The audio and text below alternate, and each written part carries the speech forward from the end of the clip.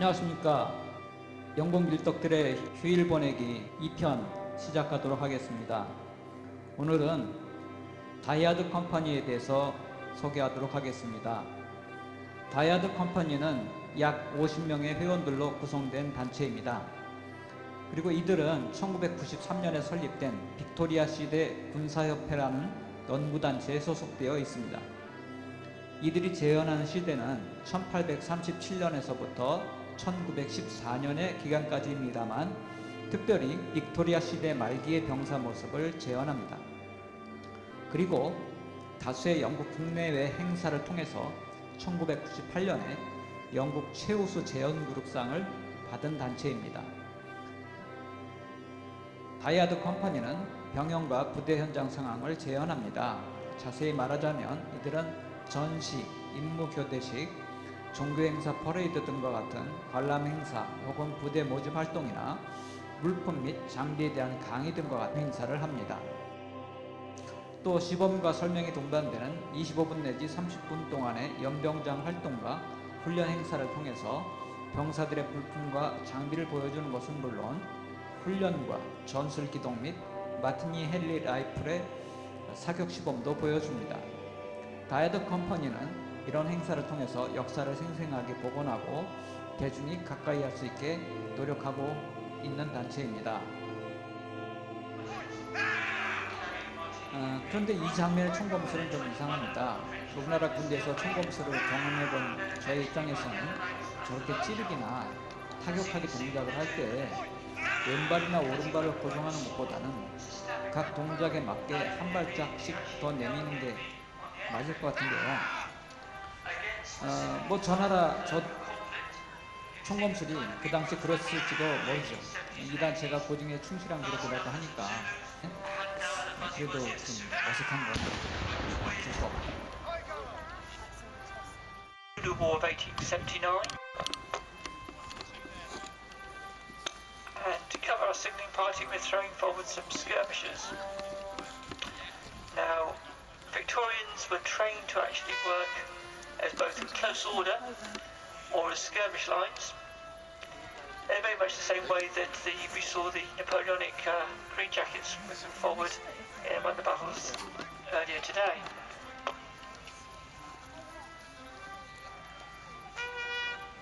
And again on a single bugle blast, as I said, bugles and drums used as signals. Just a single G to move forward. And now Zulu, neither of whom are particularly well armed with modern firearms.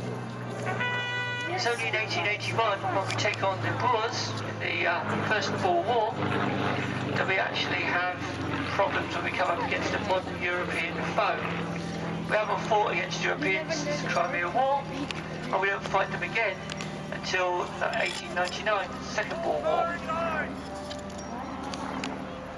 So our infantry sections now form itself a firing line, and our heliograph is being deployed at the rear of that.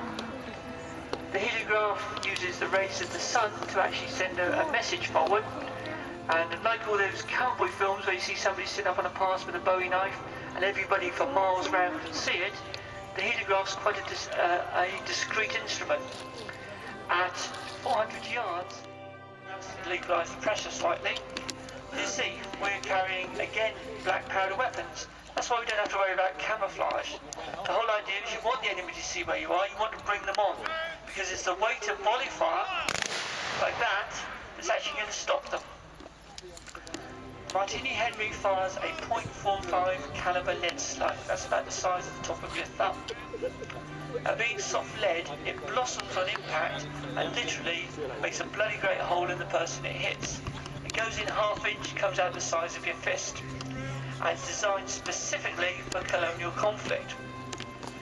Infantrymen aren't good shots, they don't need to be, because if you've got 15 to 20,000 Zulus or Hamdawa coming towards you in a mass, you don't care whether you hit one of them, you just want to hit some of them, because this is capable of major trauma wounds.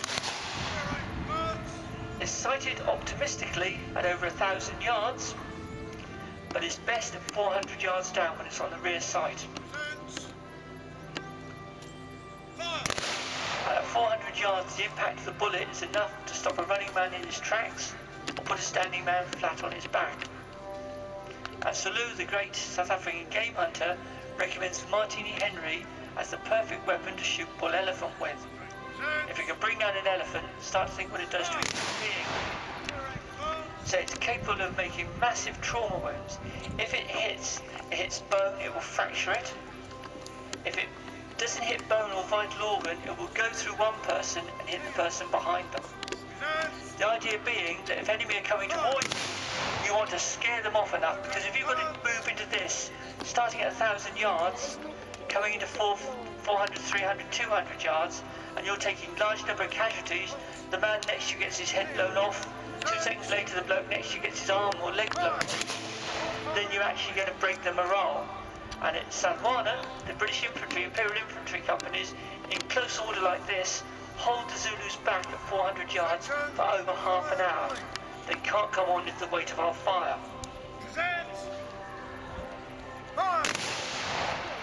And crisp bodies like that, 10 to 12 aimed rounds a minute. An infantry battalion is 800 men strong. Do the mathematics yourself. It's a lot of lead going in the general direction of an enemy. Vicious recoil, and if it's held properly, it'll break a collarbone. Nosebleeds from the recoil are quite common. On active service, the old sweats would learn to sew rawhide. 이처럼 다이하드 컴퍼니는 역사적 고증에 충실한 단체로서 각종 공공 행사에 초청되어 참여하였습니다. 예를 들면 1997년 말타의 주빌리 라인, 요거는 아마 빅토리아 라인이라고 하는 것을 말하는 것 같아요. 이 말타의 빅토리아 라인은 말타 섬 남북을 양분하는 긴 성벽을 말합니다. 그래서 이 빅토리아 라인 축성 100주년 기념 행사와 줄루전쟁 120주년 기념 현장 재현 행사를 수행하였고, 2006년에는 영국권 캐나다 철수 100주년 기념 행사 등을 수행하였습니다. 이외에도 역사 관련 자문이나 2002년 출시된 히슬레저 주연의 포피더스 같은 영화 제작에도 도움을 주었습니다. 이 영화는 국내 케이블 방송에서도 방영된 적이 있습니다. 그 정교 과정은 우리 정서상 설득력이 좀 떨어진다는 생각이 들었습니다. 19세기 여러 현장에 관련된 다이하드 컴퍼니는 크림전쟁, 줄루전쟁, 보어전쟁 및 영국 국내 복무병사들의 모습을 재현하는데요. 이 행사에서 보여주는 복장은 영국 국내 복무병사들의 모습이었습니다. 기타 궁금하신 내용은 아래 소개되는 웹사이트를 참고해 주세요. 이상 보아주셔서 감사드립니다.